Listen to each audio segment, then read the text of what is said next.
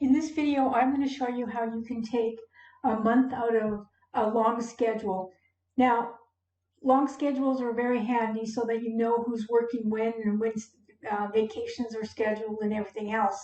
But normally, firms need to know the totals for each month.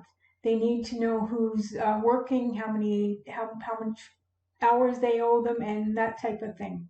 And so what we're going to do is I'm going to sheet number 2.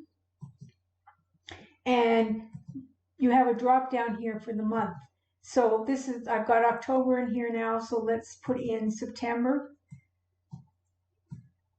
Oops. September, and then I'm going to go select a month. And there you have all the hours that were put in for September. And then on the end here, you can see that they've worked 15 days and 15 days off, and they have 180 hours for everybody. They're working 12-hour shifts. Now let's go back here and let's change it from September to October. And we're going to select a month again. And so all of them were working 180 hours last month, but now because it's an extra day in the month, they're working longer than that. And that's how the numbers.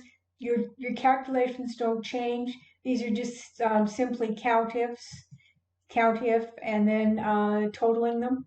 Now, how I did this.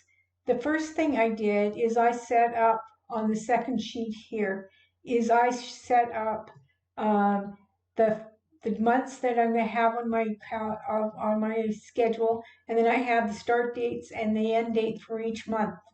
Now, with that in mind, let's look at the code.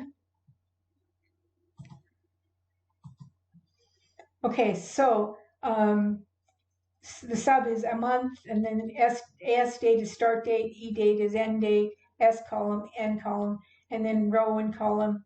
Okay, so I'm activating the sheet 2, which is my month, and so the month name is the A2, which says October right here now. And then now I'm going to go over to column 43, where this is where my table of the month beginnings and ends are, and row 4. And then I'm looking in those columns, and I'm finding if the name is there, then I'm going to offset 1 to get the start date, and then I'm going to offset 2 to get the end date. And then after I've done this, I go to got it, which means so I don't have to go through all of them. And then so the start date, now that we've put them in from our table over here, we have our start date here, and our end date is here. And so then I'm going to go to my sheet, my big sheet. And now, so I'm going to row 5, and that's where the dates are. And I'm going from column 2 to 380, so that's getting the whole year. And if the active cell equals start date, then S column, so the start column equals C, whatever C you're on. And then I'm going to go get end of month. And then I go from the start date and I add 26. I'm trying to speed it up. I can't add 30 there because we don't know how many days in the month. We have February to worry about. And then we need to go to 380.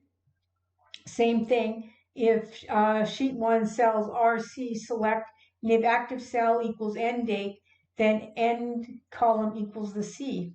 And now after you go through this, so you don't go through the whole 380 columns, then you go to get data.